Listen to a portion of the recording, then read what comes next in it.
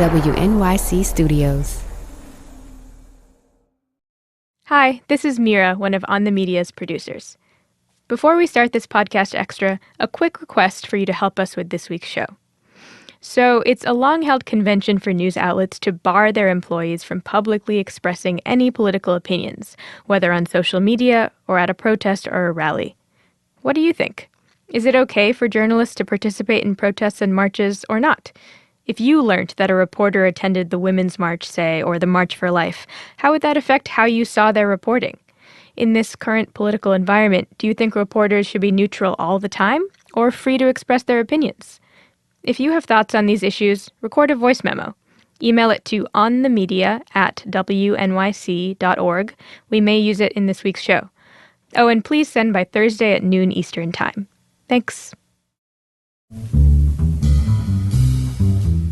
In the new normal, breaking news even happens on Sundays. Steve Bannon is the White House chief strategist, but even that title may not do justice to his influence in the West Wing. President Trump gave Bannon a permanent seat on what's called the Principals Committee of the National Security Council.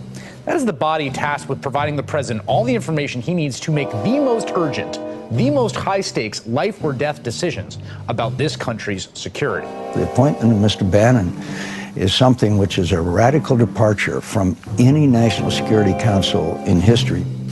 Steve Bannon, former editor of Breitbart News, became the focus of national attention back in November after the election victory of his boss elevated him to chief White House strategist.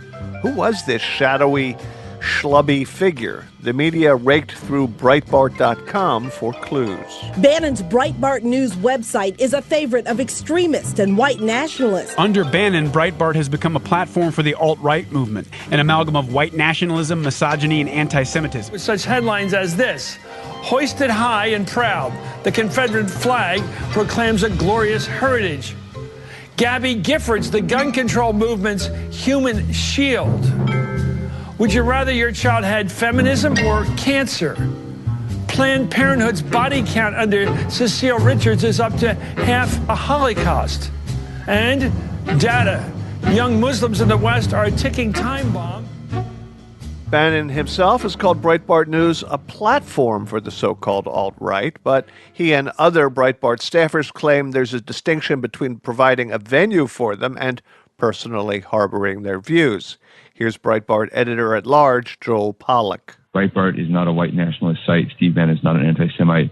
Just the usual smears. And the left, of course, is still in tantrum mode. Well, I think Breitbart sees itself fundamentally differently than the outside world sees it. That's Joshua Green, senior national correspondent for Bloomberg Businessweek, whom Brooke spoke to last year after he profiled Steve Bannon. Breitbart fancies itself as being this kind of rogue operation that is political, but it is also on a cultural mission to point out double standards and hypocrisies in the media, the different sorts of language we use to talk about black culture, Muslim religion, women and gender issues, as distinct from how we talk about white people and white ethnicity.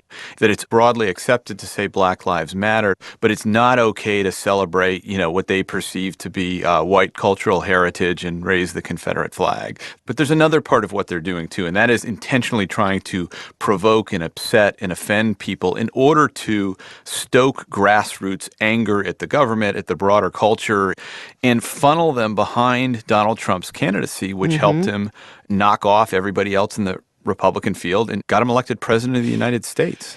In your piece in 2015 about Bannon, you describe him as a sort of Jekyll and Hyde character, and he had a two-pronged approach to influencing the media and politics. One, the Mr. Hyde route, and then there was another route which reflects the Dr. Jekyll side. But start with Mr. Hyde.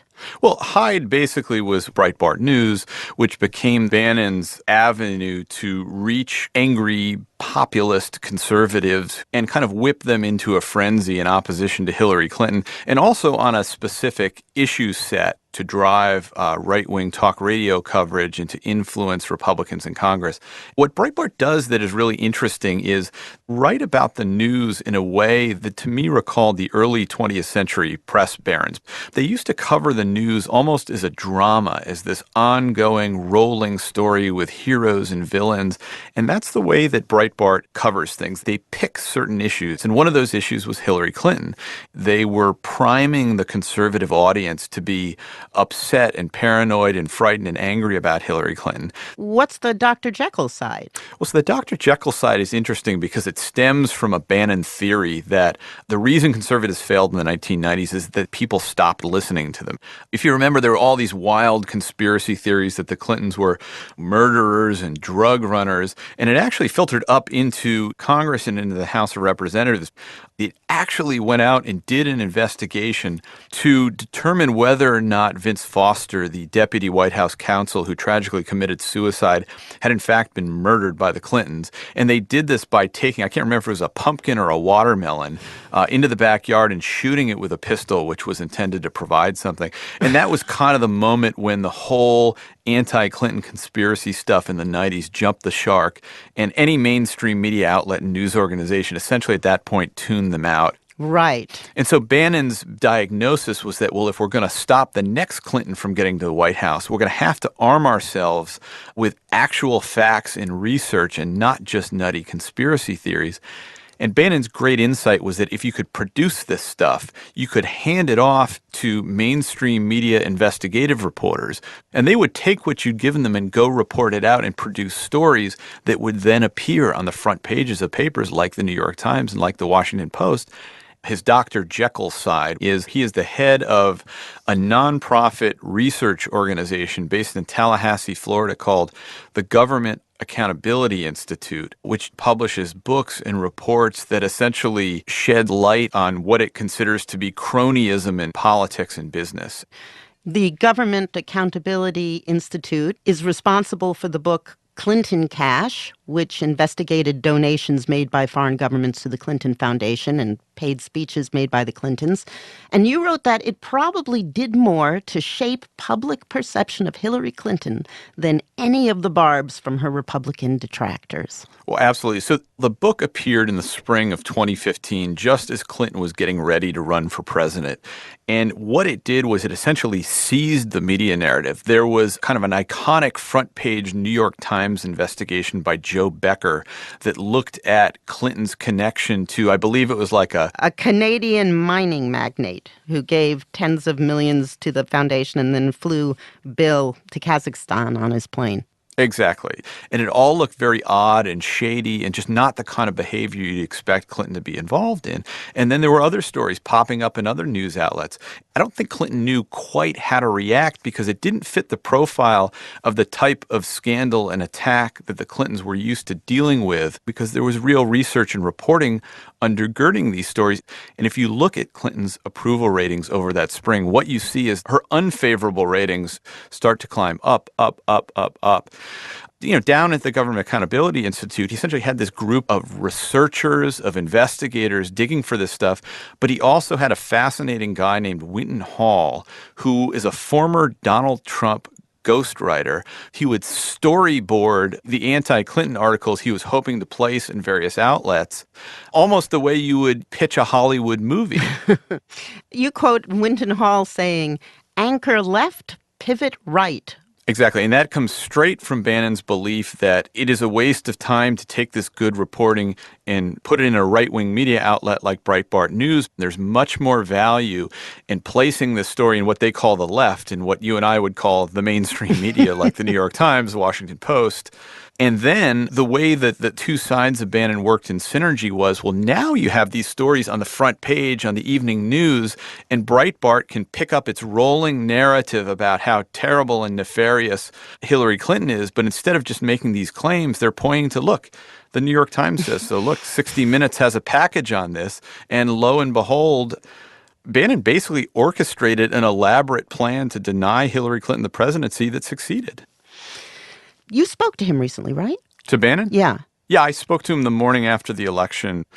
I was interested in what is Trump going to do as president and what is Trumpism going to look like. His answer, which I thought was sort of interesting and revealing, he said, this is not the French Revolution.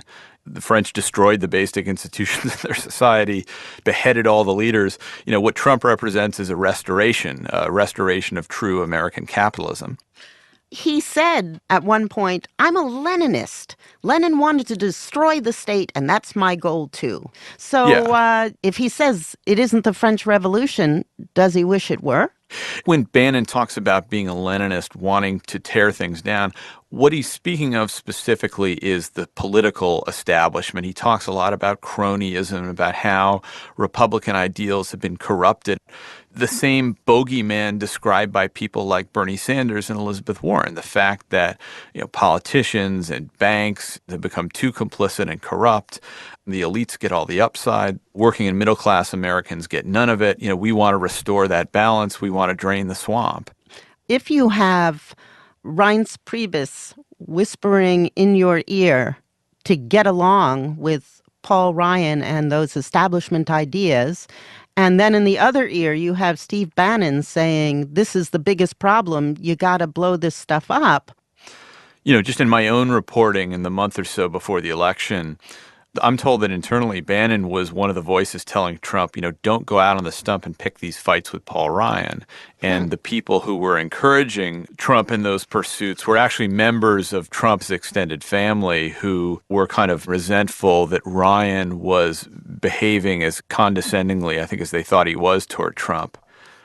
It doesn't automatically hold that just because he was a bomb thrower on the outside that Bannon will be a bomb thrower on the inside too. But that being said, that is certainly his MO and his personality.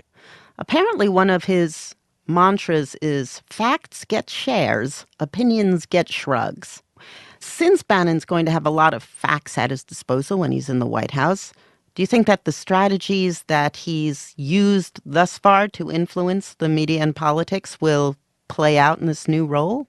Well, potentially they could. And when you step back and think about all the information that Trump and Bannon will have access to with their security clearances, that's a bit of a scary thought. But certainly the lesson of Trump's plot to take down Hillary is that facts can succeed in tearing down enemies and achieving political goals. And you'd have to expect on some level that would be a lesson they would try to apply to governing as well. Josh, thank you very much. No, it was a pleasure. Thanks so much. Joshua Green is senior national correspondent for Bloomberg Businessweek. His profile of Steve Bannon is called, "This Man is the Most Dangerous Political Operative in America." Thanks for listening to this episode of On the Media. And if twice-weekly podcasts aren't enough OTM for you, then I do recommend that you follow us on Twitter and Facebook and sign up for our newsletter at onthemedia.org. This has been an OTM Podcast Extra. I'm Bob Garfield.